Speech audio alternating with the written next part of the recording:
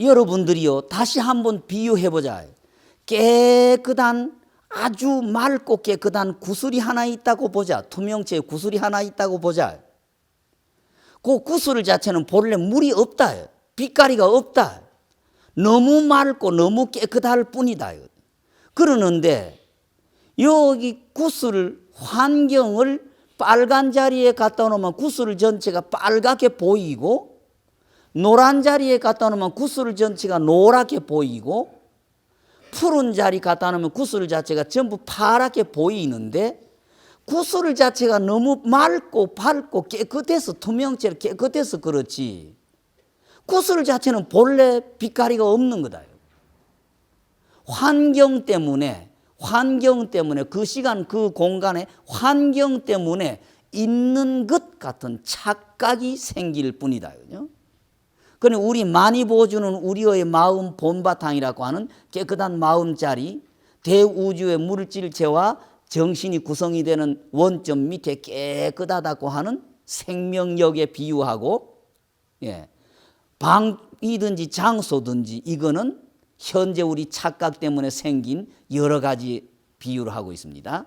깨끗한 마니보주가 오색이 비치임에 옷의 곁에 오는 환경 때문에 그 구슬의 빛깔이가 뭐 붉은 것도 같기도 하고 푸른 것 같기도 하고 때 따라서는 모가 난 것 같기도 하고 둥근 것 같기도 하고 이렇게 보이지만은, 비치는 방위와 장소를 따라서 각각 달리 나타나는 것인데, 어리석은 사람들은 저 구슬에 본래 이 빛깔이가 있는 줄로 착각하는 것처럼, 우리 본바탕이라고 하는 요 자리, 때가 묻지 않은 깨끗한 원소 자리가 있는 요 자리는 본래 오늘 우리가 착각하듯이 이 몸뚱어리다, 마음이다, 주관이다, 객관이다, 뭐 이렇다 저렇다는 여러 가지가 다 없는 거다. 단 그 우리의 마음 영자리가 너무 맑아가지고 환경을 따라서 그렇게 빛이 보일 뿐, 실제는 그렇지 않은데, 어리석은 사람은 우리 마음이라고 하는 데에 영원히 이런 존재, 어떤 물질, 또 안으로 바깥으로 이 여러 가지가 있는 것으로 착각하는 것도 이와 같다. 여기에서 상대, 주체, 객체가 다 떨어져 버리고 참되게 바로 마음이라는 자체를 가리키는 자리가 지금 이 이야기지요. 여러분들이요, 다시 한번 생각해 보자. 원만한 깨달음, 원각이다, 그렇게 이름을 붙였습니다. 원각, 대방광인 원각 자체가, 그 깨달음인 깨끗한 성품이, 원각의 깨끗한 성품이 때묻지 아니하는 모든 것이 잡것이 벌어지지 아니하고 무명이 생기지 아니한 그 성품이 몸과 마음, 물질이나 형이상학, 형이하학을 나누는 데는 종류에 따라서 각기 다르지만은, 어리석은 사람들은 깨끗하고 원만한 우리의 각 자리에 실로 이런 물질로 된 몸뚱어리다, 또는 현재 분별하는 마음이다, 이런 게 있는 걸로 착각한다 이거죠. 이런 몸뚱어리가 마음의 그 모습이 있다고 착각하는 것이, 앞에 맑은 구슬 자체가 너무 맑기 때문에 환경 따라서 빛깔도 변해지는 것 같고 모양이 변해지는 걸 착각하듯이, 우리의 진심 자리에는 여기 없다 이거죠. 없는데 착각을 해서 있다고, 있는 것처럼 착각하는 것이 이렇다. 여기에서 상대, 주관, 객관이 다 떨어지고 중도제에 딱 자리 잡은 참된 마음을 바로 딱 지적한 자리죠. 이 착각 때문에 능히 환화를, 거짓된 착각을 멀리 하지 못한다. 띄버리지 못한다. 이렇기 때문에 내가, 부처님께서 이 말입니다. 요 내자는 부처님을 가리키고 있습니다. 그렇기 때문에 내가 현재 우리가 갖고 있는 몸덩어리 또는 그 속에 있는 듯한 마음을 환의 때다, 착각의 잘못이다, 착각의 잘못이다라고 말을 한다. 환의 때다, 착각의 잘못이라고 하노니까 이 착각의 잘못을 띠내버리고 띠는 게 아니라 그대로 두고 흔들리지 말고 집착하지 말고 구속되지 말고 동요되지 아니하면은 바르게 사는 사람이요, 바르게 실천하는 사람이고 바르게 향상하는 사람이라고 이름을 붙일 수 있을 것이다. 그러니까 불교의 무라고 하는 것을 어떤 물건이 있던 거 없애버린 무로 자꾸 착각을 해버리고, 불교의 공이라고 하는 걸 무언가가 존재했던 걸 어대로 없애버린 다음에 상태를 공이라고 착각하듯이, 그렇게 되면 현상계 그대로 두라 이겁니다. 현상계를 그대로 두고 거기에 구속을 받지 아니하고 끌려가지 아니하고 흔들리지 아니하면은 보살이라고 할 수 있다. 참으로 모든 흔들림에서 벗어나 해탈한 사람이라고 이름할 수가 있을 것이다. 예. 만약 이 착각의 잘못이 때가 다해서 착각의 잘못이 없어져서 대상의 차원이죠. 객관의 차원, 객관의 대상이 없어져 버리고 나면은 대상이니 또는 주체니 하는 이 잘못, 착각이라고 하는 그 잘못뿐만 아니라 이름이다, 이름이니 하는 것도 말할 것이 없을 것이다. 모든 것이 다 떨어져 버리고 나죠. 여기 결국 불교에서 이야기하는 진심이다는 이야기죠. 진심. 불교에서 늘 참선한다, 화두한다고 해서 견성한다고 하는 것이 오늘 이론으로 나온 겉머리의 욕망, 욕심, 감정, 내다, 남이다, 몸뚱어리다, 잘했다, 잘못했다, 모든 그 잘못을 띠버리고 난 다음에 깨끗한 나의 진심이라고 하는 것, 대우주의 밑바닥에 깔리는 생명력에는 요거 딱 체험하는 순간을 견성이다 또는 도통이라고 한다 이거죠. 이론적으로라도 차곡차곡 가만히 생각을 해서 현재 이 이론대로 분석을 해서 한번 생각을 해 보십시오. 예. 그래서 불교에서의 그 이야기를 자꾸 착각을 해서 지금 말씀을 드렸습니다마는 도통한다, 견성한다고 자꾸 착각을 주춧돌로 해서 불교의 무다, 불교의 공이다 하면은 있던 존재하던 물건 어디 갖다 놓고 없는 상태처럼 착각을 한다 이거죠. 불교의 평등, 낮의 시간에도 똑같은 이야기를 말씀드려요. 불교의 평등은 이악실련이 아니다 그러죠. 이악실련이 아니다. 이악실련이라는 것은 산을 깎아가지고 못을 메우는 평등이 아니다. 불교의 평등이라는 것은 산은 산대로 두고 깊은 물은 깊은 물대로 두고 평등을 이야기하는 게 불교의 평등이고, 불교의 무다는 것은 현 상태 전부 없애버리고 무라고 하는 것이 아니라 현 상태 그대로 존재시켜 두고 무라고 한다 이겁니다. 이걸 이악실련이다 그러죠. 산을 깎아가지고 못을 미운다. 그러니까 불교의 평등이라는 단어를 갖다가 착각해서 길다란 하계다리 끊어가지고 짧은 오리다리 있는 걸 평등이라고 착각하듯이, 불교의 평등은 긴 하계다리 긴 대로 내버려 두고 짧은 오리다리 짧은 대로 두고 평등이다 이거예요. 그러니까 지금 현 상태를 전부 파괴시켜서 없애버리고 무를 구성하는 게 아니고 현상계 그대로 두고 흔들리지 아니하고 끌려가지 아니하고 거기에 착각만 안 일으키면은 없는 거와 똑같은 상대가 아니냐는. 없는 것과 똑같은 상태다. 그러니까 환어의 때를 모든 현재 존재를 대해서 그대로 두고 여인다. 예, 거기에 집착이 떨어져 버리고 나면은 이 말이죠. 집착이 떨어지고 나면은 보살이라고 할 수 있다. 참으로 바르게 살려고 노력을 하고 바르게 향상하고 바르게 살려고 노력하는 사람이라는 이름을 붙일 수가 있다. 예. 모두 자꾸 착각의 속에서 살죠. 내가 자꾸 거듭거듭 말씀을 드립니다.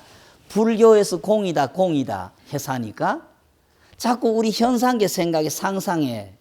불교에서 공이라고 하는 마지막에 어떤 차원이 존재하는 걸 공이라고 착각을 하고, 불교에서 깨닫는다고 하니까 무언가가 현 상태에 내 여러 가지 복잡하고 육체도 있고 마음도 있고 얽히고 설킨 요 상태 없어지고 나면은 딴 데에서 무언가가 깨달음이라고 하는 게 오는 것처럼 착각한다 이겁니다.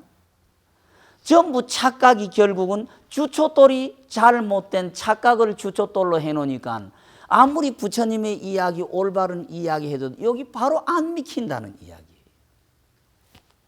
예. 현상을 그대로 두고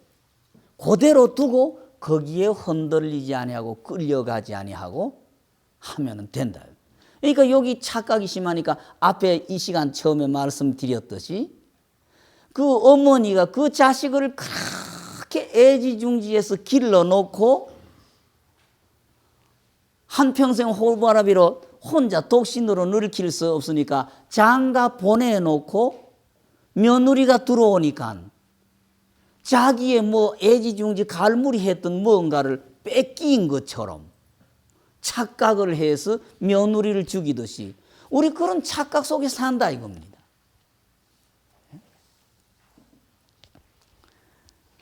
그러니까 내 마음이 풀어지면 전체가 풀어진다는 이야기입니다. 낮에도 내가 어머니들에게 이 이야기를 드렸습니다. 지금 부산의 연산동 해원정사 고산 스님이 계시는 절에 가면은 그 어머니가 한번 거기에 와서 지금 계신 지 한 4, 5년 되셨습니다. 그 어머니가 30살에 아들 셋을 두고 남편이 돌아가셨어요. 그러는데 그 30살 때부터 시작해서 아들 셋을 자기 혼자 손으로 길러서 대학 졸업을 다 시켰어요. 그러니까 이 어머니의 미련이 얼마나 그 자식들에게 붙었을 겁니까?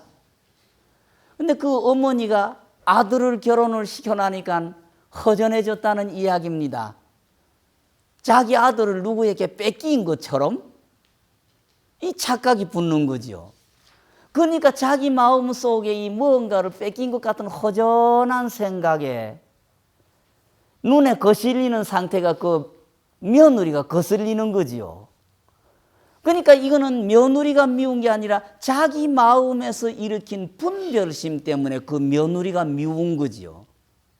그러니까 며느리를 미워하니까 이 어머니의 미워하는 마음 텔레파시가 며느리의 가슴에 며느리의 머리에 닿으니까 며느리 쪽에서도 시어머니 쪽으로 반발이 일어날 밖에 없는 거다는 이야기죠. 우리가 아들, 딸들을 아버지나 어머니가 아들, 딸들을 서울이나 어디에 학교 보낸다고 해서 방을 하나 해놓고 보내놨다 이겁니다. 그런데 이 세상에 전부 이렇게 영이 통하기 때문에 서울에 있는 아들이 몸이 아프거나 고단하거나 무슨 일이 생겨서 아버지 내가 지금 이렇게 몸이 아파, 엄마 내가 몸이 아파 하기 시작하면은 울산에 있는 아버지나 엄마가 공연히 가슴이 울렁울렁 울렁울렁 왜 이럴까? 아에게 무슨 사고가 터진 걸까? 아가 어디가 아픈 걸까? 이게 결국 영이 통한다는 이야기예요. 그러니까 어머니의 가슴에 가시도 친 생각이 있으니까 며느리 쪽으로 가시도 친 생각이 가니까 며느리 쪽의 반항도 자꾸 가시도 친 두 분 사이가 자꾸 안 좋아진다는 이야기죠. 그런데 이 어머니는 굉장히 참은 어머니예요. 저기 내 며느리니까 내 자식이다 이거예요.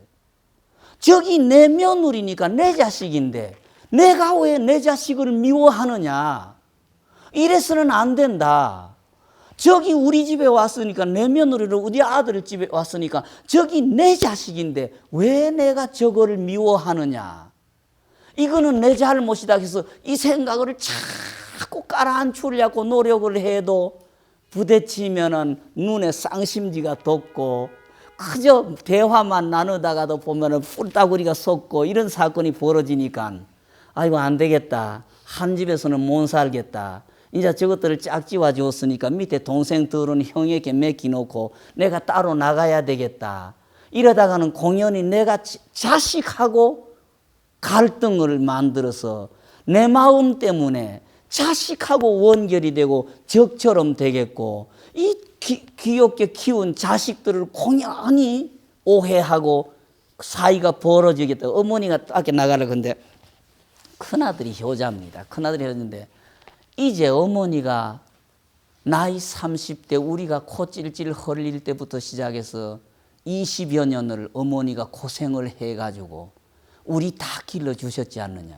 이제 어머니 나이 60이 되면서 좀 편하실 때가 되셨고, 내 생각에도 이제 어머니를 조금 손을 들어드려서 편안하게 해드렸으면 싶은 생각에 결혼을 했는데, 어머니가 우리를 버리고 간다 하면 우리가 어디서 사느냐. 왜 이제 조금 쉬실 때가 됐고 쉬셔야 된다고 결혼을 했는데 어머니가 왜 나가시려고 하느냐. 그러면 내가 이 세상에 사는 보람이 어디 있느냐.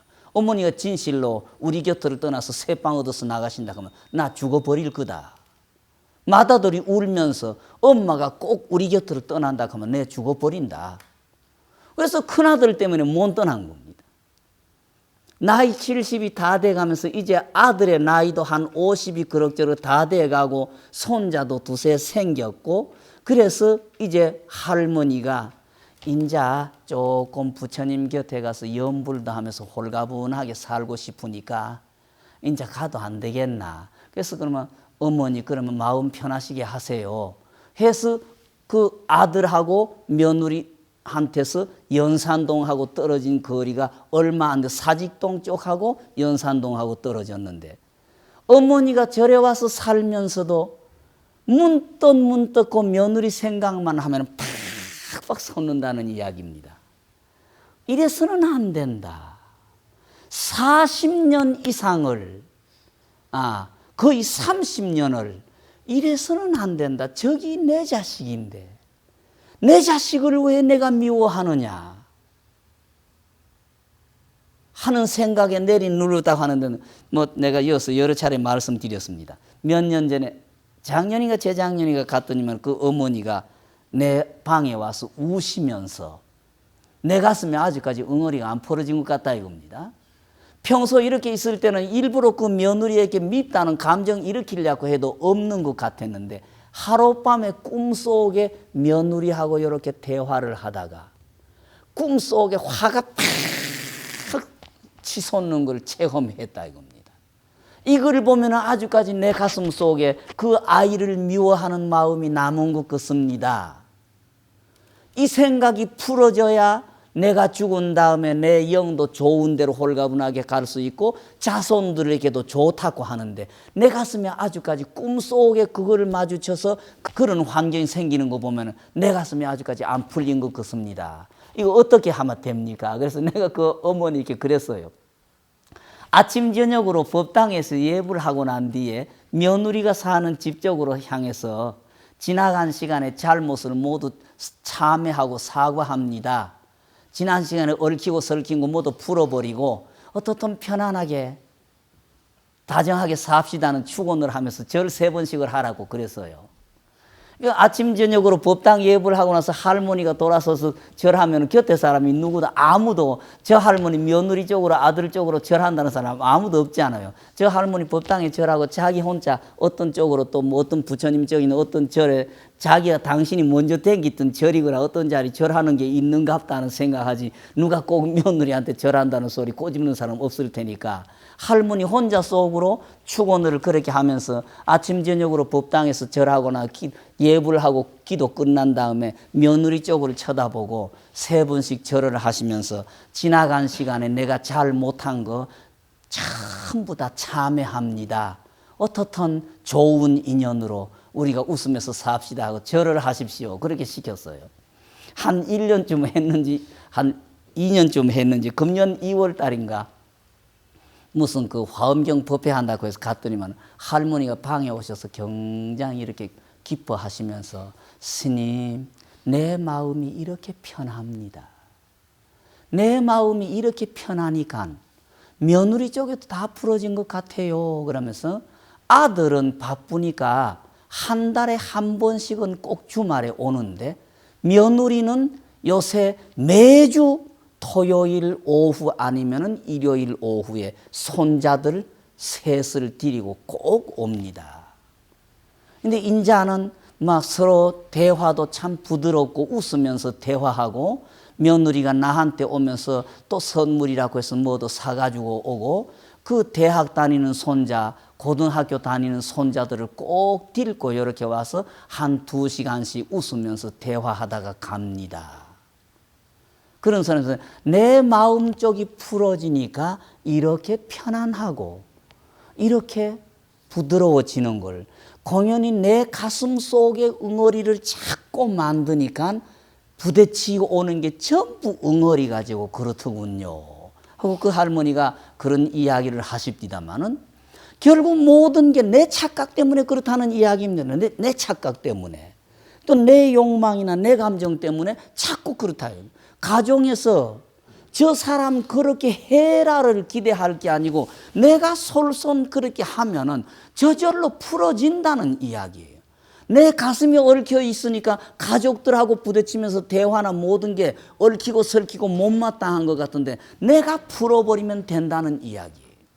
근데 이게 절에 다니는 엄마들이 이게 안 됩니다. 그렇게 부탁을 드려도 여기 와서 부처님 앞에 와서는 1시간 2시간 기도하면서 남편 건강하시게 아들 딸들 건강하고 뭐든지 순탄하시게 해놓고 집에 가서 그 사람들이 거슬리는 말 한마디 하면 뾰족뾰족 해버리고 또 남편 되는 사람 한잔 하고 들어오면은 쫑알쫑알쫑알쫑알쫑알하고 아기들의 모습 쳐다보면은 또 너희들 왜 그래 소리 한다 이겁니다. 그러니까 어머니 가슴 속에 영원히 가족을 위해서의 그 행복을 기원하는 마음이 없다는 이야기죠. 여기에 와서 하는 거는 거짓 행동 같고 그게 진실이라고 하면 그 사람들이 설사 실수하는 행동을 하더라도 어떻든 건강하시고 순탄하소서 하는 축원이 안 흔들려야 되는데 여기 와서는 그렇게 기도를 하다가 집에 가서 그 사람들이 막상 조금 이렇게 기고 실리고 눈에 거슬리고 잘 못한 일 있으면 바로 쪼르르 나와가지고 원망으로 불평으로 터지니 우리 엄마들의 마음이 한결같이 못하다 이거죠. 엄마들의 마음이 확 풀어져 버리면 설사 그 사람이 실수를 해도 고맙습니다. 감사합니다. 어떻든 건강하십시오. 어떻든 우리를 위해서 고생하시 감사합니다. 여기 축원이 안 끊어져야 된다는 이야기입니다. 거기에 우리 중생계가 안 된다는 이야기입니다. 순간적으로 그렇게 생각했다가 그거 쳐다보면 파르르 해버리는 이게 안 된다 이겁니다. 그러니까 눈앞에 착각의 세계를 버려야 되는데 착각의 세계에 얽혀가지고 내가 자꾸 얽어 붙인다는 이야기죠. 그러니까 이 착각을 그대로 착각을 벗어나면 된다는 이야기입니다. 현상계를 그대로 두고 거기에서 벗어나야 된다.